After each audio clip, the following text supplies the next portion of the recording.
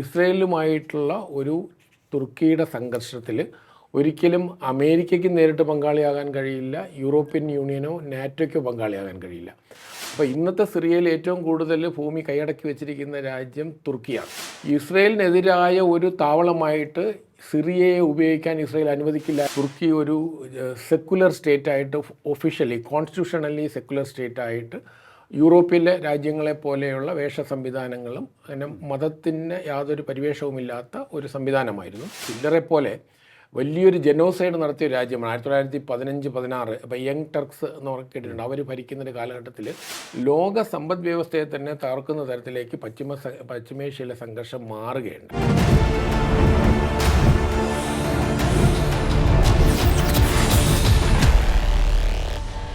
നമസ്കാരം. ടോക്കിംഗ് പോയിന്റിലേക്ക് സ്വാഗതം. ഇറാനെതിരായ സൈനിക നീക്കത്തിലൂടെ സന്തുലിതാവസ്ഥ നഷ്ടപ്പെട്ട പശ്ചിമേഷ്യയിൽ മറ്റൊരു യുദ്ധത്തിന് കൂടി കളമൊരുങ്ങുകയാണോ? ഇസ്രായേലും തുർക്കിയും ഏറ്റുമുട്ടലിൻ്റെ പാതയിലേക്ക് പോവുകയാണോ? സിറിയയിൽ കഴിഞ്ഞ ദിവസം നടന്ന ഇസ്രായേലിൻ്റെ വ്യോമാക്രമണത്തിൽ തുർക്കിയുടെ ഒട്ടേറെ പ്രതിരോധ സാമഗ്രികൾ തകർന്നു. ഇതിൻ്റെ പേരിലാണ് ഇപ്പോൾ യുദ്ധം നടക്കുമോ എന്നൊരു സംശയം ഉയരുന്നത്. പരിശോധിക്കുകയാണ് നമ്മളിന്നിവിടെ. ഈ ഒരു തർക്കം യുദ്ധത്തിലേക്ക് നീങ്ങുമോ? അങ്ങനെയാണെന്നുണ്ടെങ്കിൽ ഒട്ടേറെ ജിയോ പൊളിറ്റിക്കൽ സ്റ്റേറ്റ്മെൻറ്റുകൾ നമുക്ക് കാണാൻ സാധിക്കും. നേറ്റോ ഏത് നിലപാടായിരിക്കും സ്വീകരിക്കുക? കാരണം തുർക്കി നേറ്റോയുടെ അംഗരാജ്യമാണല്ലോ. അമേരിക്ക എന്ത് സ്റ്റാൻഡ് എടുക്കും? വളരെ ഇൻട്രസ്റ്റിംഗ് ആയിട്ടുള്ള പൊളിറ്റിക്കൽ ചേഞ്ചസാണ് നമുക്ക് അങ്ങനെയാണെങ്കിൽ കാണാൻ സാധിക്കുക. ഈ വിഷയത്തിൽ നമ്മോടൊപ്പം ചേരുകയാണ് സെൻട്രൽ യൂണിവേഴ്സിറ്റി മുൻ PVC ഡോക്ടർ ജയപ്രസാദ്. നമസ്കാരം സർ, ടോക്കിംഗ് പോയിന്റിലേക്ക് സ്വാഗതം. സർ, ഓഗസ്റ്റ് 18 ഇസ്രായേൽ ഒരു വ്യോമാക്രമണം നടത്തുന്നത് സിറിയയിലേക്ക്. അതാണ് ഇപ്പോഴത്തെ പ്രശ്നം കൂടുതൽ കടുപ്പിച്ചതും. അതൊരു സൈനിക നീക്കത്തിലേക്ക് പോകാനുള്ള സാധ്യതകൾ എത്രത്തോളമുണ്ട്? ഈ സാഹചര്യത്തെ എങ്ങനെയാണ് അങ്ങ് കാണുന്നത്? ഇക്കഴിഞ്ഞ ഓഗസ്റ്റ് 18 സിറിയയുടെ നോർത്ത് വെസ്റ്റേൺ ഭാഗത്ത് വരുന്ന, അതേസമയം തന്നെ വളരെ ടർക്കിയുടെ ബോർഡറായിട്ട് വരുന്ന പ്രദേശമാണ് അബുൽ ദുഹർ എയർബേസ് ആണ്. അത് നേരത്തെ അവിടുത്തെ ആഭ്യന്തര കലാപ സമയത്ത് തകർന്നു പോയതായിരുന്നു. ഓക്കെ. അപ്പോൾ കഴിഞ്ഞ 2 വർഷത്തിനിടയിൽ തുർക്കി അത് പുനർനിർമ്മിക്കുകയും ചെയ്തു. ഇവർക്ക് വേണ്ടി, സിറിയയ്ക്ക് വേണ്ടിയിട്ട് പുനർനിർമ്മാണം നടത്തിയതാണ്. അപ്പോൾ അതിൽ തുർക്കിയുടെ സാന്നിധ്യം അവിടെ ഉണ്ട്. പക്ഷേ അത് ഇസ്രയേൽ കരുതുന്നത്, അല്ലെങ്കിൽ ഇസ്രയേലിൻ്റെ ഇൻ്റലിജൻസ് റിപ്പോർട്ട് എന്ന് പറയുന്നത് തുർക്കി അത് താവളമാക്കി മാറ്റാൻ ശ്രമിക്കുന്നു എന്നുള്ളതാണ്. കാരണം തുർക്കിയുടെ സംവിധാനങ്ങളൊക്കെ അവിടെ നിലവിലുണ്ടായിരുന്നു. അപ്പോൾ ഇത് പൂർണ്ണമായിട്ടും തകർത്ത് അത് യൂസ് ചെയ്യാൻ കഴിയാത്ത തരത്തിലേക്ക് ആ എയർബേസിനെ മാറ്റിയിരിക്കുകയാണ്. അപ്പം അതാണ് ഈ ഇന്ന് നമ്മൾ പറയുന്ന സംഘർഷത്തിൻ്റെ ഏറ്റവും ഫൈനലായിട്ട് വന്നിട്ടുള്ള ഒരു ഇഷ്യൂ എന്ന് പറയുന്നത്. അതെ. പക്ഷേ തുർക്കിയും ഇസ്രയേലും തമ്മിലുള്ള സംഘർഷത്തിന് കുറച്ച് നാളുകളായിട്ട് തന്നെ, ഏതാണ്ട് 1 ദശകമായിട്ട് തന്നെ സീരിയസ് ആയിട്ടുള്ള ചില പ്രശ്നങ്ങളുണ്ട്. അതിൽ പലപ്പോഴും ഡിപ്ലോമാറ്റിക് തലത്തിലുള്ള ഒരു സംഘർഷമായിട്ടാണ് നിൽക്കുന്നത്. കറക്റ്റ്. അത് ഭൗതികമായ ഒരു സംഘർഷമായിട്ട് മാറാതിരുന്നതിന് മറ്റു പല കാരണങ്ങളുണ്ട്. അപ്പോൾ ഒരു കാലഘട്ടത്തിൽ നമ്മൾ ഇസ്ലാമിക ലോകത്തിൽ നിന്ന് വിഭിന്നമായ ഒരു രാജ്യമായിരുന്നു തുർക്കി. അപ്പോൾ മുസ്തഫ കമാൽ പാഷയുടെ കാലം മുതൽ തുർക്കി ഒരു സെക്കുലർ സ്റ്റേറ്റായിട്ട്, ഒഫീഷ്യലി കോൺസ്റ്റിറ്റ്യൂഷണലി സെക്കുലർ സ്റ്റേറ്റായിട്ട് യൂറോപ്പിലെ രാജ്യങ്ങളെ പോലെയുള്ള വേഷ സംവിധാനങ്ങളും അങ്ങനെ മതത്തിന് യാതൊരു പരിവേഷവുമില്ലാത്ത ഒരു സംവിധാനമായിരുന്നു പതിറ്റാണ്ടുകളോളം. പക്ഷേ കഴിഞ്ഞ 2 പതിറ്റാണ്ടായിട്ട് അതിൽ നിന്ന് മാറി അവിടുത്തെ ജനാധിപത്യ സംവിധാനത്തിലൂടെ തന്നെ ഒരു മതഭരണത്തിലേക്ക് അവിടെ മാറുകയാണ്. അതെ. അപ്പോൾ ഇതിന് സമാന്തരമായിട്ട് യൂറോപ്യൻ യൂണിയനിലേക്ക് തുർക്കിക്ക് കടക്കാൻ കഴിഞ്ഞില്ല. പക്ഷേ നാറ്റോ അംഗരാജ്യമാണ്. അവിടെ എടുത്തു പറയേണ്ടത് 1949 തന്നെ ഇസ്രയേലിനെ അംഗീകരിച്ച ഇസ്ലാമിക രാജ്യമാണ്. നയതന്ത്ര ബന്ധം തുടങ്ങിയ ഇസ്ലാമിക രാജ്യവുമാണ്. പക്ഷേ കഴിഞ്ഞ ഒരു 2 ദശകമായിട്ട് ചില സംഘർഷങ്ങൾ ഉണ്ടായിട്ടുണ്ടായിരുന്നു. വിശേഷിച്ചും പശ്ചിമേഷ്യൻ വിഷയങ്ങളിൽ തുർക്കിയുടെ ഭരണകൂടത്തിൻ്റെ പൂർവ്വകാല സമീപനമല്ല പിൽക്കാലത്ത് ഭരണകൂടങ്ങൾ മാറുന്നതിനനുസരിച്ച് നിലപാടുകൾ മാറുകയുള്ളൂ. അപ്പം സ്വാഭാവികമായിട്ടും നമ്മൾ വെസ്റ്റ് ഏഷ്യയിലുണ്ടായിരുന്ന സംഘർഷങ്ങൾ നമുക്കറിയാലോ. പഴയ കാലത്തുണ്ടായിരുന്നിട്ടുള്ള ആരബ് ഇസ്രയേൽ വാർ, ആ സമയത്തൊക്കെ തന്നെ തുർക്കി ഒരു ഡിഫറൻറ്റ് സ്റ്റാൻഡ് എടുക്കുന്ന സമീപനം. പൊതുവേ യൂറോപ്യൻ യൂണിയൻ്റെ യൂറോപ്യൻ പൊളിറ്റിക്സിൻ്റെ ഭാഗമാകാൻ ആഗ്രഹിച്ച ഒരു രാജ്യമാണ്. പക്ഷേ പക്ഷേ യൂറോപ്യൻ യൂണിയന് തുർക്കിയോട് അന്നത്തെ അവരൊരു റിസർവേഷൻ ഉള്ളത് അവിടുത്തെ ഡെമോക്രാറ്റിക് ക്രെഡൻഷ്യൽസ് അത്ര പോരാ എന്നുള്ളത് കൊണ്ടാണ് ഇവർക്ക് യൂറോപ്യൻ യൂണിയനിൽ അംഗീകാരം കൊടുക്കുന്നത്. അതേസമയം നാറ്റോ അംഗരാജ്യമാണ്, അമേരിക്കയുടെ സഖ്യരാജ്യവുമായിരുന്നു. അപ്പോൾ ഈ കഴിഞ്ഞ 2011 ശേഷമാണ് ഈ തുർക്കിയുടെയും അല്ലെങ്കിൽ ഒരു ഭാഗത്ത് ഇസ്രയേലാണ്, മറുഭാഗത്ത് തുർക്കിയുടെയും ഇടയ്ക്ക് വരുന്ന സിറിയ എന്ന രാജ്യത്ത് ആഭ്യന്തര സംഘർഷമുണ്ടാകുന്നത് 2011 ശേഷം ഉണ്ടായിട്ടുള്ള ഒരു കാലഘട്ടത്തിൽ ഏതാണ്ട് 13-14 വർഷം ആഭ്യന്തര സംഘർഷത്തിലായിരുന്നു. ഈ സമയത്ത് അമേരിക്ക ഉൾപ്പെടെയുള്ള രാജ്യങ്ങൾ, കാരണം ISSൻ്റെ നിയന്ത്രണത്തിലേക്ക് ഒരുപാട് പ്രദേശങ്ങൾ മാറി, ISISൻ്റെ അസദ് ആ സമയത്ത്. അപ്പോൾ അസദിൻ്റെ സർക്കാരിനെ വീഴ്ത്തിക്കൊണ്ടാണ് അമേരിക്കൻ പിന്തുണയോടെയാണ് ഇപ്പം നിലവിലുള്ള അഹമ്മദ് അൽ ഷഹാറിൻ്റെ സർക്കാർ കഴിഞ്ഞ 2 വർഷമായി അവിടെ വരുന്നത്.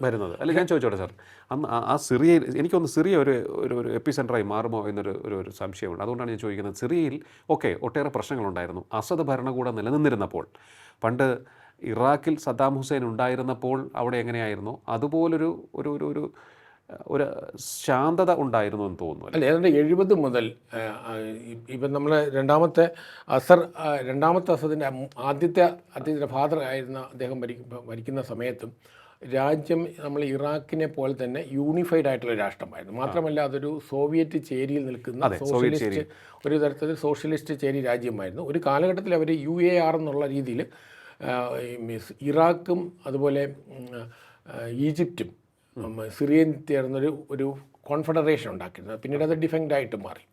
പക്ഷേ അതിനുശേഷം സോവിയറ്റ് യൂണിയൻ്റെ തകർച്ചയോടെയാണ് സോവിയറ്റ് സാന്നിധ്യം അവിടെ കുറയുന്നു. ഏതാണ്ട് ഈ യുക്രൈൻ വാർ വരുന്നതോടെ സോവിയറ്റ് യൂണിയൻ പൂർണ്ണമായിട്ടും ഈ മേഖലയിൽ നിന്ന്, സിറിയയിൽ നിന്ന് മാറുന്ന സാഹചര്യം ഉണ്ടായി. അപ്പോൾ സ്വാഭാവികമായിട്ടും നേരത്തെ അൽ ഖ്വയ്ദയും മറ്റ് ഇസ്ലാമിക ഫണ്ടമെൻ്റലിസവും ഒക്കെ വളരുമ്പോഴത്തേക്കും അവരുടെ താവളമായിട്ട് 2011 മുതൽ മാറുകയായിരുന്നു. ഇന്ന് സിറിയ ഒരു ഡിവൈഡഡ് കൺട്രിയാണ്. ഉദാഹരണത്തിന് സിറിയയുടെ ബഹുഭൂരിപക്ഷം പ്രദേശങ്ങൾ ഇന്ന് ഔദ്യോഗിക ഭരണകൂടം, അതായത് ഐക്യരാഷ്ട്ര സംഘടന അംഗീകരിച്ച ഭരണകൂടമാണ്. 50,000 ചതുരശ്ര കിലോമീറ്റർ അവിടെ കുർദിഷുകളുടെ SDF എന്ന് പറയുന്ന അവരുടെ ഒരു ഭരണപ്രദേശമാണ്. അതിൽ ഇസ്രയേലിൻ്റെയും അമേരിക്കയുടെയൊക്കെ പിന്തുണയോടെ അത് രാജ്യമായിട്ട് അംഗീകരിച്ചിട്ട് സ്വയംഭരണ മേഖലയായിട്ട് അവരുടെ കസ്റ്റഡിയിലാണ്. അതേസമയം തന്നെ ഒരു 8,835 ചതുരശ്ര കിലോമീറ്റർ പ്രദേശം തുർക്കി കുർദിഷ് മേഖല എന്ന തുർക്കിയുടെ ആധിപത്യത്തിലാണ്. അപ്പോൾ ഇന്നത്തെ സിറിയയിൽ ഏറ്റവും കൂടുതൽ ഭൂമി കൈയടക്കി വെച്ചിരിക്കുന്ന രാജ്യം തുർക്കിയാണ്. അതേസമയം ഇസ്രയേൽ ഏതാണ്ടൊരു 2,800 ചതുരശ്ര കിലോമീറ്റർ പ്രദേശമാണ് ഗോലാൻ ഹൈറ്റ്സ് മേഖലയിൽ ഇസ്രയേലിൻ്റെ ഭാഗമായിട്ടുള്ളത്. പക്ഷേ 2024 പുതിയ ഭരണകൂടം നിലവിൽ വരുമ്പോഴത്തേക്കും ഒരു കണ്ടീഷൻ വെച്ചത്, ഇത് ബാഹ്യശക്തികളുടെ ഇടപെടൽ പാടില്ല. അതിൽ വിശേഷം തുർക്കിയുടെ ഉൾപ്പെടെയുള്ള രാജ്യങ്ങളുടെ ഒരു മിലിറ്ററി ബിൽഡപ്പ് അവിടെ ഉണ്ടാകാൻ പാടില്ല. അപ്പോൾ അതുകൊണ്ട് തന്നെ അത് ഇസ്രയേൽ അംഗീകരിക്കുകയില്ല എന്ന് പറഞ്ഞു. അപ്പോൾ ഇതിനിടയിൽ പലപ്പോഴും ഇസ്രയേലിൻ്റെ ബോംബിംഗ് നിരന്തരം ഇവരുടെ റബൽ കേന്ദ്രങ്ങളിൽ ഉണ്ടാകാറുണ്ട്. ഈ സംഘർഷ സമയത്തൊക്കെ തന്നെ തീവ്രവാദ മേഖലയിലേക്ക് പലപ്പോഴും ഇസ്രയേലിൻ്റെ സംഘർഷം ഉണ്ടാകും. മാത്രമല്ല ഇതിൻ്റെ സദേൺ ഭാഗത്ത് വരുന്ന ഡ്രൂസ് കമ്മ്യൂണിറ്റി വരുന്ന ഒരു എത്നിക് ഗ്രൂപ്പാണ്, മൈനോറിറ്റി ഗ്രൂപ്പാണ്. അത് ഇസ്രയേലിനെ മോറൽ സപ്പോർട്ട് കൊടുക്കുന്ന ഒരു വിഭാഗമാണ്. അപ്പോൾ ആ മേഖലയിലേക്ക് ഇവരുടെ ആക്രമണം ഉണ്ടായ സമയത്ത് ഇസ്രയേലിൻ്റെ ചെറുത്തുനിൽപ്പുണ്ടായിട്ടുണ്ട്. അപ്പോൾ അത് ഒരു സെക്യൂരിറ്റി എന്നുള്ള തലത്തിലാണ് ഇസ്രയേലിൽ ഈ സദേൺ ഭാഗത്തെ കീപ്പ് ചെയ്യുന്നത്. അത് ഗോലാൻ ഹൈറ്റ്സ് നേരത്തെ 67 മുതൽ ഇസ്രയേലിൻ്റെ കയ്യേറ്റമുണ്ടായ പ്രദേശമാണ്. അതായത് അസദ് ഭരണകൂടം നിലനിന്നിരുന്നപ്പോൾ, അസദ് ഷിയ വിഭാഗത്തിൽപ്പെട്ട ആളാണ്, എന്നാൽ അവിടെ മെജോറിറ്റി അല്ല എങ്കിലും ഷിയ രാജ്യമായ ഇറാൻ അസദിൻ്റെ സഹായത്തോടെ സിറിയ വഴി ലെബനനിലെ ഹിസ്ബുള്ളയ്ക്ക് ആയുധവും പണവും എത്തിച്ചിരുന്നു, അല്ലേ? അങ്ങനെ ഒരു ചാനൽ കൂടി ഉണ്ടായിരുന്നു നേരത്തെ. അതിപ്പോഴും ഒരു പരിധിവരെ അത് വർക്ക് ചെയ്യുമായിരുന്നു. കാരണം ഈ സമയത്തും അവിടെ ഇപ്പോഴും ചില റബൽ ഗ്രൂപ്പ് മേഖലകളുണ്ട്, മറ്റു ചില സംവിധാനങ്ങളുണ്ട്. പക്ഷേ എന്നാലും അതിൻ്റെ തോത് കുറഞ്ഞു. കാരണം അത് നേരത്തെ ഉണ്ടായിരുന്ന ഡയറക്റ്റായിട്ട് ഉള്ള പ്രദേശമായിരുന്നു. പക്ഷേ ആദ്യ കാലഘട്ടം മുതൽ തന്നെ ഈ സംഘർഷ മേഖലയിൽ നിന്ന് വ്യത്യസ്തമായൊരു നിലപാടെടുക്കുന്ന രാജ്യമായിരുന്നു തുർക്കി. അതേസമയം കുർദിഷ് മേഖലയിൽ ഒരു സ്വയംഭരണ അല്ലെങ്കിൽ സ്വതന്ത്ര രാജ്യം വരുന്ന നിലപാടും.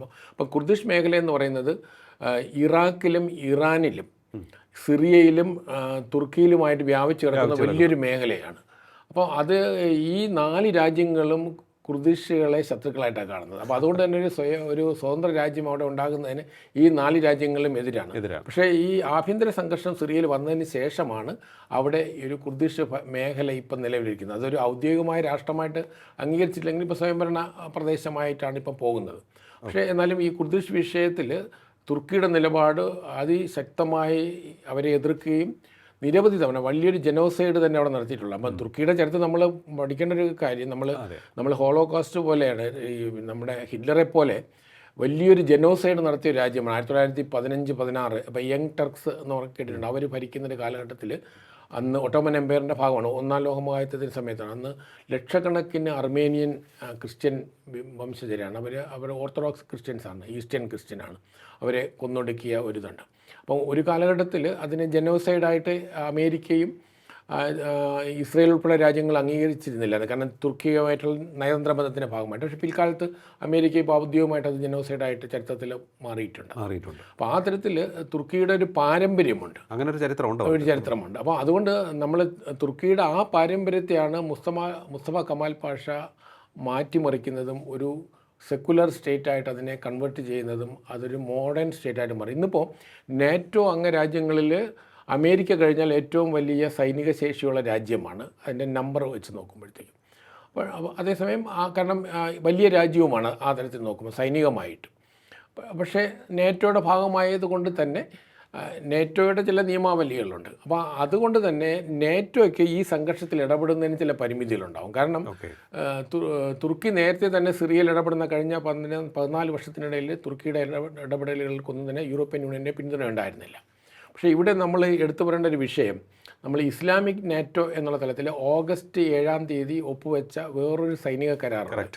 അതായത് തുർക്കി നമ്മുടെ ഈ വെസ്റ്റ് ഏഷ്യൻ രാഷ്ട്രീയത്തിൽ കൂടുതൽ ഇടപെടുന്നതിൻ്റെ ഭാഗമായിട്ട് തുർക്കി, സൗദി അറേബ്യ, പാകിസ്ഥാൻ ഉള്ളൊരു ഡിഫൻസ് പാക്റ്റ് അവർ എഗ്രി ചെയ്തു. അപ്പോൾ നമ്മൾ അത് ഈ ഇസ്ലാമിക് നാറ്റോ എന്നൊക്കെ പറഞ്ഞിട്ട് അങ്ങനെ ഒരു ഒരു ഓമന പേരിലൊക്കെ നമ്മൾ മാധ്യമങ്ങൾ ചർച്ച ചെയ്യും. അതിലേക്ക് ബംഗ്ലാദേശ് വരാനുള്ള സാധ്യതയുണ്ട്. ബംഗ്ലാദേശും അതിനകത്ത് കോപ്റ്റ് ചെയ്യാൻ സാധ്യത, മറ്റു ചില രാജ്യങ്ങളും വന്നുകൂടാന്നില്ല. അപ്പം അത് ഈജിപ്റ്റ് അതെ, ഇപ്പോൾ കഴിഞ്ഞ ദിവസം ഇറാനെ അവർ ക്ഷണിച്ചിട്ടുണ്ട് എന്നുള്ളൊരു ന്യൂസ് വന്നിട്ടുണ്ട്.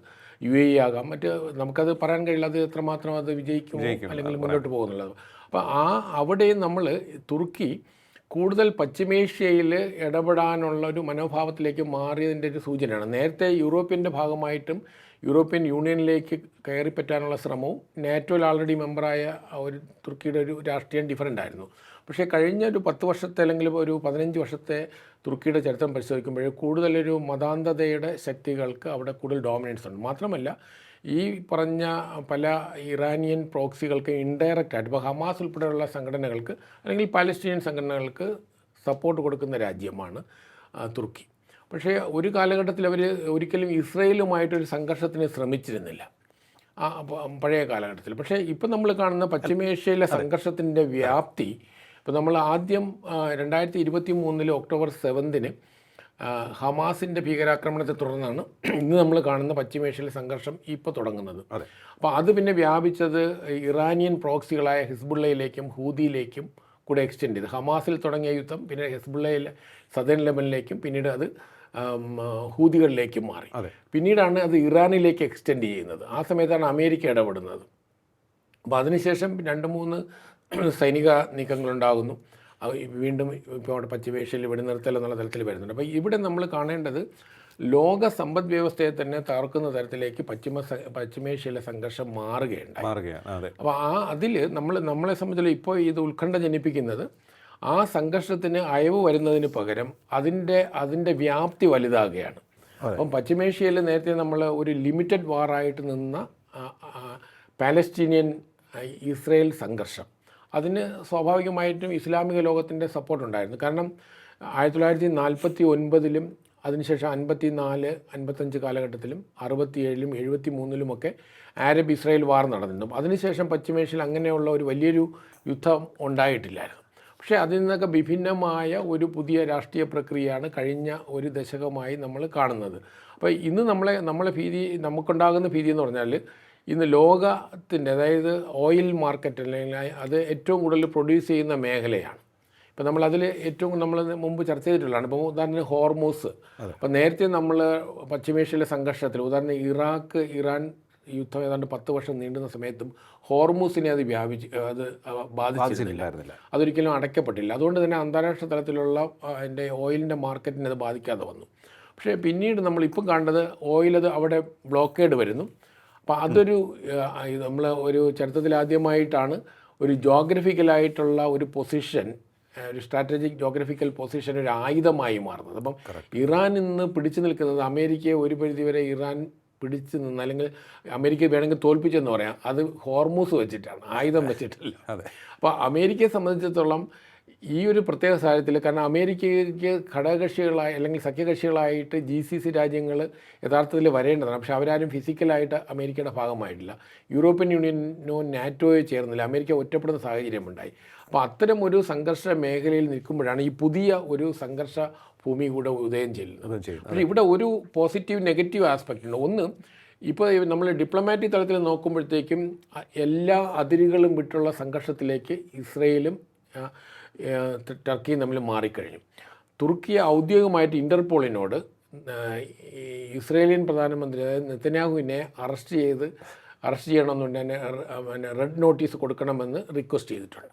അപ്പോൾ ആ തരത്തിലേക്ക് അതിൻ്റെ നമ്മൾ സാധാരണ നയതന്ത്ര രംഗത്തുകൂടെ ഒരു വിഷയം സോൾവ് ചെയ്യാൻ കഴിയാത്ത തരത്തിലേക്ക് മാറിയിട്ടുണ്ട്. മറ്റൊന്ന്, ഇസ്രയേൽ ഒരു തരത്തിലും സിറിയയിൽ തുർക്കിയുടെ മിലിറ്ററി എക്സ്റ്റൻഷൻ അനുവദിക്കില്ല എന്ന് പറഞ്ഞിട്ടുണ്ട്. നിലവിലുള്ള പൊസിഷനിൽ, അതായത് 2024 എഗ്രിമെൻ്റ് പ്രകാരം സ്റ്റാറ്റസ് കോ മെയിൻറ്റെയിൻ ചെയ്യണമെന്നുണ്ടായിരുന്നു. അതായത് മറ്റൊരു ബാഹ്യശക്തിയും സിറിയയിലേക്ക് കടന്നു വരാൻ പാടില്ല. അപ്പോൾ അത് ഇസ്രയേൽ അത് അനുവദിക്കില്ല എന്ന് പറഞ്ഞു. കാരണം ഇസ്രയേലിനെതിരായ ഒരു താവളമായിട്ട് സിറിയയെ ഉപയോഗിക്കാൻ ഇസ്രയേൽ അനുവദിക്കില്ല എന്ന് നേരത്തെ തന്നെ 2024 മുതലുള്ള ഒരു എഗ്രിമെൻ്റാണ്. അതിന് ബദലായിട്ടാണ് അതിനല്ലെങ്കിൽ അതിനെ അട്ടിമറിച്ചുകൊണ്ടാണ് തുർക്കിയുടെ ഈ തീരുമാനം. പക്ഷേ തുർക്കി അത് റിജക്റ്റ് ചെയ്തിട്ടുണ്ട്. തുർക്കി പറഞ്ഞതെന്ന് വെച്ചാൽ, ഞങ്ങൾ സിറിയയ്ക്ക് സപ്പോർട്ട് കൊടുക്കുന്നതേ ഉള്ളൂ, ഞങ്ങൾക്ക് മിലിറ്ററി വിന്യാസത്തിന് താല്പര്യമില്ല എന്ന് പറയുന്നുണ്ട്. പക്ഷേ അവിടെ നമുക്ക് ഇസ്രയേലിൻ്റെ ഇൻ്റലിജൻസ് റിപ്പോർട്ട് തന്നെയാണ് ശരിയെന്ന് തോന്നുന്നു. നമ്മളിത് കൂടുതൽ സൂക്ഷ്മമായിട്ട് പഠിക്കുമ്പോൾ, കാരണം കഴിഞ്ഞ ഒരു 2 വർഷത്തെ അല്ലെങ്കിൽ 1 വർഷത്തെ ബിൽഡ് അവിടെ ചെയ്തിട്ടുള്ള തുർക്കിയുടെ പ്രവർത്തനങ്ങൾ നോക്കുമ്പോഴത്തേക്കും തുർക്കിയുടെ ലക്ഷ്യം ഡിഫറൻ്റാണ്. അപ്പം മാത്രമല്ല, പശ്ചിമേഷ്യയിലെ സംഘർഷത്തിൻ്റെ ഒരു പുതിയ വ്യാപ്തി വരികയും തുർക്കി ഒരു പുതിയ സൈനിക സഖ്യത്തിൽ ഇസ്രയേലിനെതിരായി എന്ന് ഒറ്റനോട്ടത്തിൽ പറയാൻ കഴിയുന്ന ഈ നമ്മൾ നേരത്തെ സൂചിപ്പിച്ച ഇസ്ലാമിക് നാറ്റോയുടെ ഭാഗമായി തുർക്കി മാറുമ്പോഴത്തേക്കും തുർക്കിയോടുള്ള ഇസ്രയേലിൻ്റെ സമീപനം വ്യത്യസ്തമാകും സ്വാഭാവികമായിട്ട്. അപ്പോൾ ഇവിടെ വരുന്നത് അമേരിക്കയാണ് ഏറ്റവും കൂടുതൽ ഈ വിഷയത്തിൽ ബുദ്ധിമുട്ടുന്ന രാജ്യം. കാരണം നമ്മളിവിടെ നോക്കിക്കഴിഞ്ഞാൽ ഈ സംഘർഷ മേഖലയിൽ 3 രാജ്യങ്ങളാണ് നമ്മളിപ്പം ചർച്ച ചെയ്തത്. ഒന്ന്, ഒരു ഭാഗത്ത് തുർക്കി, ഒരു ഭാഗത്ത് ഇസ്രയേൽ, മറ്റൊന്ന് ഇതിനിടയിൽ കിടക്കുന്ന സിറിയ. അപ്പോൾ സിറിയയിലെ നിലവിലുള്ള ഭരണകൂടം അമേരിക്ക പിന്തുണയുള്ള ഭരണകൂടമാണ്. അടുത്ത കാലത്ത് നമ്മുടെ ഈ അഹമ്മദ് അൽ ഷാറ അമേരിക്കയിൽ ട്രംപിനെ നേരിട്ട് വിസിറ്റ് ചെയ്തിരുന്നു, വാഷിംഗ്ടണിൽ ചെന്നു. ഒരു കാലഘട്ടത്തിലായത് ISIS-ൻ്റെ അൽ-ഖ്വയ്ദ നേതാവായിരുന്ന ഒരാളാണ്, തീവ്രവാദി. പക്ഷേ അമേരിക്ക തന്നെ ഡിക്ലെയർ ചെയ്ത ആളാണ് തീവ്രവാദിയായിട്ട്. പക്ഷേ പിന്നീട് അദ്ദേഹം ഭരണകൂടത്തിലേക്ക് അധികാരത്തിൽ വരുന്നു. മറുഭാഗത്ത് ഇസ്രയേൽ, ഒരു ഭാഗത്ത് ഇറങ്ങി. 3ഉം അമേരിക്കയുടെ സഖ്യരാജ്യങ്ങളാണ്. ഒന്ന് നാറ്റോ സഖ്യരാജ്യമാണ്. നാറ്റോയ്ക്ക് ഒരിക്കലും നേരിടാൻ കഴിയാത്ത രാജ്യമാണ് ഇസ്രയേൽ. മാത്രമല്ല, ഇസ്രയേലും അമേരിക്കയും തമ്മിലൊരിക്കലും ഒരു സംഘർഷത്തിന് സാധ്യതയില്ല. കാരണം നമ്മൾ എന്തൊക്കെ പറഞ്ഞാലും അമേരിക്കയ്ക്ക് ഇസ്രയേലിനെ എതിർക്കാൻ കഴിയില്ല. ആ തരത്തിൽ അമേരിക്കൻ രാഷ്ട്രീയത്തിൽ ജൂത സമൂഹത്തിൻ്റെ ഡോമിനൻസ് ഉണ്ട്. അതിൽ അമേരിക്കയിലെ ഡെമോക്രാറ്റ്സ് ആണെങ്കിലും റിപ്പബ്ലിക്കൻ പാർട്ടിയിൽപ്പെട്ട പ്രസിഡന്റ് വന്നു കഴിഞ്ഞാലും ഈ ജൂത വിഷയത്തിൽ, അതായത് ഇസ്രയേൽ വിഷയത്തിൽ കാര്യമായ മാറ്റമൊന്നും ഉണ്ടാകില്ല. അപ്പോൾ നമ്മളിപ്പം ട്രംപ് പറയുന്ന കാര്യങ്ങൾ നമ്മൾ ഓർക്കണം. പക്ഷേ അത് ഒരു തരത്തിലും അത്തരം ഒരു സമീപനം എടുക്കാൻ കഴിയില്ല. സമാന്തരമായിട്ട് യൂറോപ്യൻ രാജ്യങ്ങൾക്കും ഇസ്രയേലിനെതിരായ ഒരു നിലപാടെടുക്കാൻ കഴിയില്ല. കാരണം ഇസ്രയേലുമായിട്ട് സൈനിക സപ്പോർട്ട്, അല്ലെങ്കിൽ ടെക്നോളജിക്കലി ഇസ്രയേൽ ആ തരത്തിൽ വളരെ അഡ്വാൻസ്ഡ് ആയ രാജ്യമാണ്. അപ്പോൾ അത്തരം ഒരു സാഹചര്യത്തിൽ ഇസ്രയേലുമായിട്ടുള്ള ഒരു തുർക്കിയുടെ സംഘർഷത്തിൽ ഒരിക്കലും അമേരിക്കയ്ക്ക് നേരിട്ട് പങ്കാളിയാകാൻ കഴിയില്ല, യൂറോപ്യൻ യൂണിയനോ നാറ്റോയ്ക്കോ പങ്കാളിയാകാൻ കഴിയില്ല. ഇസ്രായേലിൻ്റെ ഭാഗത്ത് നിന്ന് ഞാനത് ആലോചിക്കുമ്പോൾ, തൊട്ടപ്പുറത്ത് ലബനനിലെ ഹിസ്ബുള്ളയുമായും ഇവർ ഏറ്റുമുട്ടുന്നുണ്ട്. അവരെയും ശക്തമായ രീതിയിൽ നേരിടുകയാണ് ഇസ്രായേൽ. ഹൂത്തികളെ നേരിടാൻ അവർ ഒരുക്കമാണ്. അപ്പോൾ ഇത്തരത്തിൽ ഒരു ശത്രുക്കളുടെ ഒരു വലയം അവർ ആഗ്രഹിക്കുന്നില്ല. സിറിയയിൽ കൂടി ഇപ്പോൾ അവരുടെ ശത്രുപക്ഷത്ത് നിൽക്കുന്ന തുർക്കി വന്നു കഴിഞ്ഞാൽ അവർക്കത് സഹിക്കാൻ പറ്റില്ല. അപ്പോൾ എന്ത് വില കൊടുത്തും സിറിയയിൽ തുർക്കി സാന്നിധ്യം ഒഴിവാക്കാൻ തന്നെയായിരിക്കും ഇസ്രായേലിൻ്റെ ശ്രമം. ഒരു ഭാഗത്ത് ഔദ്യോഗിക സിറിയോ, മറുഭാഗത്ത് കുർദിഷുകളുടെ മേഖല, മറ്റൊന്ന് തുർക്കി കൈയടക്കിയിരിക്കുന്ന 8835 ചതുരശ്ര കിലോമീറ്റർ പ്രദേശം. ഇനി റബലുകൾ കൈകാര്യം ചെയ്യുന്ന കുറച്ചൊരു മേഖലയുണ്ട്. പിന്നെ ഇസ്രയേൽ പിടിച്ചടക്കിയ അല്ലെങ്കിൽ അധിനിവേശം നടത്തിയ പ്രദേശവുമുണ്ട്. അതിപ്പോൾ ഒരു ന്യൂട്രൽ സോണായിട്ട്, ബഫർ സോണായിട്ടാണ് ഇസ്രയേൽ, അതായത് ഇവിടെ സിറിയയിൽ അസ്ഥിരത വന്നതോടെ അവരത് ന്യൂട്രൽ സോണായിട്ട് പ്രഖ്യാപിച്ചിട്ടുണ്ട്. മാത്രമല്ല മറ്റ് സദേൺ റീജിയനിലെ ഡ്രൂസ് മേഖലയിലേക്ക് ഈ ഒരു ഇസ്ലാമിക തീവ്രവാദ അധിനിവേശം വരുമ്പോൾ അതിനെ ചെറുത്ത് നിൽക്കാൻ പലപ്പോഴും ഇസ്രയേൽ ബോംബിംഗ് നടത്താറുണ്ട് അവിടെ. ഈ അത് ഇസ്രയേൽ ഒരു അവകാശമായിട്ടാണ്. അതിപ്പോൾ ലെബനനിലും ഇപ്പോൾ സദേൺ ലെബനൻ ഇസ്രയേൽ ഒരു ബഫർ സോൺ സൃഷ്ടിച്ചിട്ടുണ്ട്.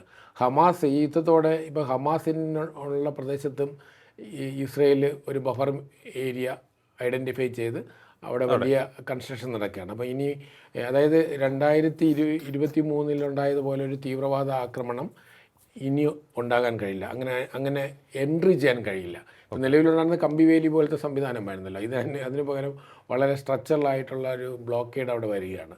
ആ തരത്തിൽ ഇസ്രയേൽ ലെബനനിലും ഹമാസിൻ്റെ മേഖലയിലും അതായത് ഗാസയിലും ഒപ്പം സിറിയയിലും ഗോലാൻ ഹൈറ്റ്സിലും അതിൻ്റെ തൊട്ടടുത്ത പ്രദേശത്തിലും അവർ ബഫർ സോണുകൾ സൃഷ്ടിച്ചിട്ടുണ്ട് ആൾറെഡി. അപ്പം തുർക്കി ഈ മേഖലയിലേക്ക് കടന്നു വരുന്നത് 2024 സ്റ്റാറ്റസ് കോ മെയിൻറ്റെയിൻ ചെയ്യണമെന്നുള്ള ആ ഒരു എഗ്രിമെൻ്റ് പ്രകാരം അത് തുർക്കി ചെയ്യുന്ന നിയമവിരുദ്ധ നടപടിയാണ്. അപ്പോൾ അതുകൊണ്ട് തന്നെ തുർക്കി ഞങ്ങൾ കടന്നു കയറില്ല എന്ന് തുർക്കി പറയുന്നത്. കാരണം അത് ഒരു ജെന്റിൽമാൻ എഗ്രിമെൻ്റ് എന്നുള്ള തലത്തിൽ അങ്ങനെ നിലനിൽക്കുന്നുണ്ട്. പക്ഷേ ഇൻഡയറക്റ്റായിട്ട് തുർക്കിയുടെ സൈനിക സാന്നിധ്യം ഇന്ന് സിറിയയിലുണ്ട്. ഇസ്രായേലിൻ്റെ ഇതുവരെയുള്ള രീതി വെച്ച് നോക്കുകയാണെന്നുണ്ടെങ്കിൽ അവർക്ക് ത്രെട്ടാകുന്നതിന് എന്തിനേയും അവർ ഇല്ലായ്മ ചെയ്യും, ഉറപ്പാണ്. അതിനിപ്പോൾ ഏത് രാജ്യമാണെങ്കിലും. പക്ഷേ ഈ പാർട്ടിസിപ്പൻസിൻ്റെ എല്ലാം തന്നെ ബന്ധങ്ങൾ വെച്ച് നോക്കുകയാണെന്നുണ്ടെങ്കിൽ ഇസ്രായേൽ, തുർക്കി, സിറിയ എന്നീ രാജ്യങ്ങൾ ഇൻവോൾവ് ആകേണ്ടി വരും എന്നുള്ളത് കൊണ്ട് തന്നെ അമേരിക്കയുടെയും മറ്റ് രാജ്യങ്ങളുടെയും ഒക്കെ തന്നെ ഇടപെടൽ ഉണ്ടാകാനുള്ള സാധ്യത ഒരു വശത്തുണ്ട്. രണ്ട്, വീണ്ടും ഇനി പശ്ചിമേഷ്യയിൽ യുദ്ധം കടുക്കുകയാണ് എന്നുണ്ടെങ്കിൽ ഹോർമൂസ് തുടങ്ങിയ മർമ്മപ്രധാന സ്ഥാനങ്ങളിലൂടെയുള്ള ചരക്ക് നീക്കം വീണ്ടും തടസ്സപ്പെടും. അതും ലോകത്തിനാകെ വലിയ പ്രശ്നമുണ്ടാകും. സോ കോമൺ സെൻസ് വെച്ച് നോക്കുമ്പോൾ സാധ്യത കുറവാണ് ഏറ്റുമുട്ടലിലേക്ക് പോകാൻ, അല്ലേ? പശ്ചിമേഷ്യയിലെ സംഘർഷം ഇന്ന് ഹോർമൂസ് മുതൽ നമ്മൾ എൻ്റെ പേർഷ്യൻ ഗൾഫ്, മെഡിറ്ററേനിയൻ ഭാഗത്ത് ഹൂതികൾ വളരെ ശക്തമായിട്ട് ആ ഭാഗത്ത് ബ്ലോക്കേഡും ആക്രമണങ്ങളും തുടരുകയാണ്. അപ്പോൾ സൂയസിലൂടെയുള്ള ചരക്ക് ഗതാഗതത്തിന് കാര്യമായ തടസ്സം നിലവിൽ വന്നിട്ടുണ്ട്.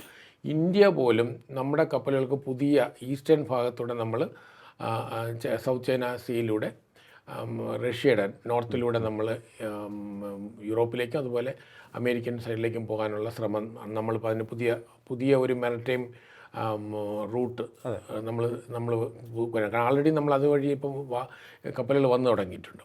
അപ്പോൾ ആ തരത്തിൽ ഈ സൂയസ് കനാലിനെ അവോയ്ഡ് ചെയ്യാനും അതുപോലെ സമാന്തരമായിട്ട് ഇപ്പോൾ റെഡ് സീയിലൂടെയാണ് നമ്മൾ സൂയസ് കനാലിലേക്ക് പോകുന്നത്. മറ്റൊന്ന് ഈ GCC രാജ്യങ്ങളിലേക്ക് പോകുന്ന പേർഷ്യൻ ഗൾഫിലേക്കുള്ള എൻട്രി ആയിട്ടുള്ള ഹോർമൂസിനെയും നമ്മൾ ഡിപ്പെൻഡ് ചെയ്യുന്നില്ല. യഥാർത്ഥത്തിൽ ഇതിൻ്റെ നഷ്ടം ഉണ്ടാകുന്നത് പശ്ചിമേഷ്യൻ രാജ്യങ്ങൾക്കാണ്. കാരണം ഇപ്പോൾ തന്നെ ഈജിപ്തിന് വലിയ സാമ്പത്തിക തകർച്ചയുണ്ടായി. കാരണം സൂയസ് കനാലിലൂടെ നേരത്തെ മൂവ് ചെയ്യുന്ന കപ്പലിനേക്കാൾ ഒരുപാട് നമ്പറിൻ്റെ കുറവ് അവിടെ ഉണ്ടായിട്ടുണ്ട് ഈ സൂയസിലൂടെ. കാരണം റെഡ് സീയിലെ വിഷയം ഏതാണ്ട് കഴിഞ്ഞ 3-4 വർഷങ്ങളായിട്ട് റെഡ് സീയിലൂടെ ഫ്രീ മൂവ്മെൻറ്റിന് പ്രശ്നങ്ങളുണ്ട്. കാരണം അതായത് ഇസ്രയേൽ കപ്പലുകൾക്ക് ഹൂതികളുടെ ബ്ലോക്കേഡുണ്ട്, ഉപരോധമുണ്ട്. ഇപ്പോൾ സൗദി അറേബ്യൻ കപ്പലുകൾക്കും റെഡ് സീയിലൂടെ പോകുന്നതിന് ഹൂതികൾ ഉപരോധിച്ചിട്ടുണ്ട്. ഹോർമൂസും ഈ തരത്തിലേക്ക് വന്നതോടെ അവിടുത്തെ ബ്ലോക്കേഡ് വന്നതുപോലെ അവിടെയും പ്രശ്നങ്ങളുണ്ടായിട്ടുണ്ട്. അപ്പം മറ്റ് രാജ്യങ്ങൾ, ഇന്ത്യ ഉൾപ്പെടെയുള്ള രാജ്യങ്ങളും മറ്റ് മേഖലയിലേക്ക് പോകും. നമ്മുടെ നരേന്ദ്രമോദി ഈ സർക്കാർ ഇതൊക്കെ മുൻകൂട്ടി കണ്ടിരുന്നു വേണമെങ്കിൽ പറയാം. കാരണം പശ്ചിമേഷ്യൻ സംഘർഷം വരുന്നതിന് മുമ്പ് തന്നെ നമ്മൾ ഓയിലിൻ്റെ വലിയൊരു ശതമാനം പർച്ചേസ് നമ്മളെ 40% റഷ്യയിൽ നിന്ന് ആക്കി നമ്മളെ സംബന്ധിച്ചിടത്തോളം. അതുപോലെ നമ്മൾ ഗ്യാസിൻ്റെ കാര്യത്തിൽ ആ തരത്തിൽ വന്നിട്ടില്ല. പക്ഷേ ഇപ്പോൾ പുതിയ ആൾട്ടർനേറ്റീവ് സംവിധാനങ്ങളും നമ്മൾ ആഫ്രിക്കൻ രാജ്യങ്ങളെ ഡിപ്പെൻഡ് ചെയ്യാനായിട്ടുള്ള ഒരു സമീപനം നമ്മുടെ ഭാഗത്തു നിന്ന് അതിൻ്റെ ഒരു ഇനിഷ്യേറ്റീവ്സ് ഉണ്ടായിട്ടുണ്ട്. മറ്റു പല കാര്യങ്ങളും നമ്മൾ ഇവിടെ ഒരു കാര്യം ഓർക്കേണ്ട, ഇസ്ലാമിക് നാറ്റോ വരുന്നതിന് മുമ്പ് 2026 ഫെബ്രുവരി 26 ഇന്ത്യയും ഇസ്രയേലും ഒരു സംയുക്ത കരാർ ഒപ്പുവെക്കുകയുണ്ടായി. നമ്മുടെ ഒരു ഡിഫൻസ് പാക്റ്റ് എന്നുള്ള തരത്തിൽ നമുക്ക് ആ തരത്തിൽ നമുക്ക് പറയാം. അതായത് ഒന്ന് നമ്മൾ ഒരു സ്പെഷ്യൽ സ്ട്രാറ്റജിക് പാർട്ട്ണർഷിപ്പ് കൂടെ നമ്മുടെ രണ്ട് രാജ്യങ്ങൾ തമ്മിലുണ്ട്. അപ്പോൾ അതിലൂടെ നമ്മുടെ ഡിഫൻസ് മേഖലയിൽ വലിയ സഹകരണത്തിനുള്ള ഏതാണ്ട് $9 ബില്യൺ വ്യാപാരമാണ് നമ്മുടെ ഇറക്കുമതി ഇസ്രയേലിൽ നിന്ന് വരാൻ പോകുന്ന അതായത് പ്രധാനമായിട്ടും air defence system, iron dome ഉൾപ്പെടെ നമ്മൾ അയൺ ബീം, ഇപ്പോൾ പുതുതായിട്ട് വരുന്ന ലേസർ സംവിധാനത്തിലൂടെ കുറച്ച് ചിലവ് കുറവാണ്. അതിന്ന് ഇസ്രയേലിന് മാത്രമുള്ളൊരു സംവിധാനമാണ്. അത്തരം ഡിഫൻസ് സിസ്റ്റമൊക്കെ ഇന്ത്യയിലേക്ക് കൊണ്ടുവരുന്നതിനുള്ള ചർച്ച നടന്നുകൊണ്ടിരിക്കുകയാണ്. അപ്പോൾ ആ തരത്തിൽ നമ്മളിത് വളരെ മുൻകൂട്ടി കണ്ടിരുന്നു. കാരണം തുർക്കി ഇന്ത്യയുടെ ഒരു ശത്രു രാജ്യമായിട്ട് ഔദ്യോഗികമായി ഡിക്ലെയർഡ് രാജ്യമായി നമ്മളല്ല, അത് തുർക്കി ചെയ്ത് കഴിഞ്ഞു. മാത്രമല്ല പാകിസ്ഥാനുമായിട്ടുള്ള സൈനിക കരാറുണ്ടായിട്ടുണ്ട്. കഴിഞ്ഞ ഓപ്പറേഷൻ സിന്ദൂർ സമയത്തും പാകിസ്ഥാൻ ഉപയോഗിച്ചത് തുർക്കിയുടെ ഡ്രോണുകളായിരുന്നു. നമ്മളത് അവിടെ അടിച്ചിടുകയുണ്ടായത് വേറെ കാര്യം, നമുക്കത് പ്രശ്നമൊന്നും ഉണ്ടാക്കിയില്ല. പക്ഷേ ആ തരത്തിൽ നോക്കുമ്പോഴേക്കും ഇന്ത്യയോട് വളരെ ശത്രുതാപരമായ നിലപാട് പരസ്യമായി സ്വീകരിക്കുന്ന ഒരു രാജ്യമായി തുർക്കി മാറിക്കഴിഞ്ഞു. നിലവിലുള്ള തുർക്കിയുടെ ഭരണകൂടം അത് ഇന്ത്യയുടെ ഭാഗത്തുള്ള വീഴ്ചയല്ല, അത് അവരുടെ ഭാഗത്തുള്ള സമീപനമാണ്. പക്ഷേ ഇത് നമ്മൾ മുൻകൂട്ടി കാണുന്നുണ്ട്. പക്ഷേ നമ്മുടെ രാജ്യത്തിനെതിരായ തുർക്കിയുടെ ആരോപണം എന്ന് പറയുന്നത് ഒന്ന് ഇന്ത്യ ഇസ്രായേൽ റിലേഷൻസിനുണ്ടായ ഡെവലപ്മെൻറ്റ്, മറ്റൊന്ന് ഇന്ത്യ ഗ്രീസിലും സൈപ്രസിലും അതുപോലെ അർമേനിയയിലും ഇന്ത്യ നമ്മളെ ഡിഫൻസ് എക്സ്പോർട്ടുള്ള രാജ്യങ്ങളുമാണ്, സപ്പോർട്ടുണ്ട്. അപ്പോൾ അതിൽ നമ്മൾ കൂടുതൽ ഇടപെടുന്നു എന്നുള്ള തരത്തിലാണ് തുർക്കിക്ക് ഇന്ത്യയോടുള്ളൊരു പരാതി. നമ്മൾ ഒരു നോൺ അലൈൻഡ് ന്യൂട്രൽ രാജ്യമായി നിന്നിരുന്നെങ്കിൽ നമ്മളിന്ന് ഉക്രൈൻ്റെ അവസ്ഥയിലേക്ക് വന്നേനെ. കാരണം ഉക്രൈൻ എന്തുകൊണ്ടാണ് സോവിയറ്റ് യൂണിയന് കീഴടങ്ങി നിൽക്കാൻ അല്ലെങ്കിൽ സോവിയറ്റ് യൂണിയനെ അതിജീവിക്കാൻ കഴിയാത്ത കാരണം സോവിയറ്റ് യൂണിയൻ കഴിഞ്ഞിട്ട് ഏറ്റവും വലിയ ന്യൂക്ലിയർ വെപ്പൺ സ്റ്റേറ്റ് ആയിരുന്നു ഉക്രൈൻ. അപ്പോൾ 92 സോവിയറ്റ് യൂണിയൻ ഡിസിൻറ്റഗ്രേറ്റ് ചെയ്ത് പുതിയ രാജ്യമായി മാറുമ്പോൾ അവിടുത്തെ ഏറ്റവും വലിയ ജനകീയ മൂവ്മെൻ്റ് ആയിരുന്നു ഡീന്യൂക്ലിയറൈസ് ചെയ്യുക എന്നുള്ളത്. കാരണം അവിടെ ചെർണോബിൽ ദുരന്തമുണ്ടായ പശ്ചാത്തലത്തിലാണ് 80കളിൽ. അപ്പോൾ അതിൻ്റെ പശ്ചാത്തലത്തിലാണ് അവർ ഡീന്യൂക്ലിയറൈസ് ചെയ്തു. അപ്പോൾ അതുകൊണ്ടാണ് ഇന്ന് റഷ്യയ്ക്ക് ഉക്രൈനെ ഈ തരത്തിൽ ആക്രമിക്കാൻ കഴിയുന്നത്. അപ്പം ഇന്ത്യയെ സംബന്ധിച്ച് നമ്മൾ ന്യൂക്ലിയർ വെപ്പൺ കേപ്പബിലിറ്റി ഉണ്ടായിട്ടും നമ്മൾ 98 വരെ ന്യൂക്ലിയർ വെപ്പൺ സ്റ്റേറ്റ് ആയിരുന്നില്ല. അന്ന് വാജ്പേയി സർക്കാർ ആ ഒരു ഇനിഷ്യേറ്റീവ് ചെയ്തതുകൊണ്ടാണ് ഒരുപാട് ഉപരോധം വന്നുവെങ്കിൽ പോലും അത് നമ്മുടെ ആ ദീർഘവീക്ഷണമാണ് ഇന്ന് ഇന്ത്യ സ്റ്റേബിളായിട്ട് ഈ മേഖലയിൽ നിൽക്കുന്നത്.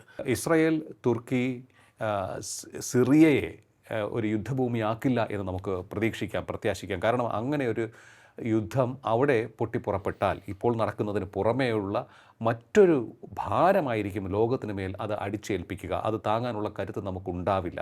ഈവൻ നമ്മൾ പോലും അതിൽ ആശങ്കപ്പെടേണ്ടിയിരിക്കുന്നു. എങ്ങനെ ഈ കഴിഞ്ഞ ഇറാന് എതിരെയുള്ള സൈനിക നീക്കം നമ്മളുടെ ഈ കേരളത്തിൻ്റെ സാമ്പത്തിക നിലയെ പോലും നേരിട്ട് ബാധിക്കുന്ന ഒന്നായി മാറിക്കൊണ്ടിരുന്ന ഒരു സാഹചര്യമുണ്ടായിരുന്നു. എന്തായാലും അത് അവസാനിച്ചു താൽക്കാലികമായിട്ടെങ്കിലും. വീണ്ടും മറ്റൊന്ന് അവിടെ നമ്മെ ഭീതിയോടെ നോക്കി നിൽക്കുകയാണ്, അല്ലെങ്കിൽ നമ്മളതിനെ ആശങ്കയോടെ നോക്കി നിൽക്കുന്ന ഒരു സാഹചര്യമുണ്ട് എന്നുകൂടിയാണ് ഈ ചർച്ചയിൽ പറഞ്ഞു വയ്ക്കുന്നത്.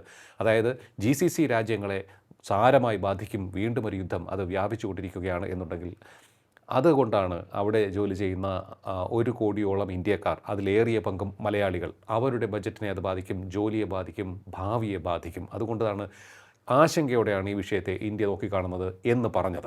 മറ്റൊന്ന്, ഈ തന്ത്രപ്രധാന മേഖലകളിലൂടെയുള്ള ചരക്ക് നീക്കത്തെയൊക്കെ തന്നെ അത് സാരമായി ബാധിക്കും. ഒരു യുദ്ധം നടക്കുമ്പോൾ നമുക്കറിയാം ലോകത്തിൻ്റെ ക്രമം തന്നെ മാറിപ്പോകും. മറ്റൊന്ന്, അന്തമില്ലാതെ തുടർന്നുകൊണ്ടിരിക്കുകയാണ് റഷ്യ-യുക്രൈൻ യുദ്ധം. ഇതൊക്കെ ഇത്തരത്തിൽ നിലനിൽക്കുന്നത് ഒരു വാക്കിൽ പറഞ്ഞു കഴിഞ്ഞാൽ 2ാം ലോക മഹായുദ്ധത്തിന് ശേഷമുള്ള ഏറ്റവും സങ്കീർണമായ ഒരു ക്രമസമാധാന പ്രശ്നമായി നിലനിൽക്കുകയാണ് ഇപ്പോൾ പശ്ചിമേഷ്യ. അത് എത്രയും വേഗം പരിഹരിക്കപ്പെടട്ടെ. പക്ഷേ അങ്ങനെ നമുക്ക് പ്രത്യാശിക്കാനേ സാധിക്കുകയുള്ളൂ. സ്ഥിതി സങ്കീർണമാണ്. ജിയോ പൊളിറ്റിക്സിൽ ഒട്ടേറെ വശങ്ങൾ ഇതിൽ ഇൻവോൾവ് ആയിരിക്കുന്നു എന്നുള്ളത് കൊണ്ട് തന്നെ ഈ ചർച്ച ഇനിയും തുടരും. കാരണം ഇതുമായി ബന്ധപ്പെട്ട് ഇനിയും വിഷയങ്ങൾ ഓരോ ദിവസവും പുറത്തു വന്നുകൊണ്ടിരിക്കും എന്നുള്ളത് കൊണ്ട് തന്നെ. വളരെയധികം നന്ദി സാർ, ഇത്ര സമയം ടോക്കിംഗ് പോയിന്റുമായി സംസാരിച്ചത്.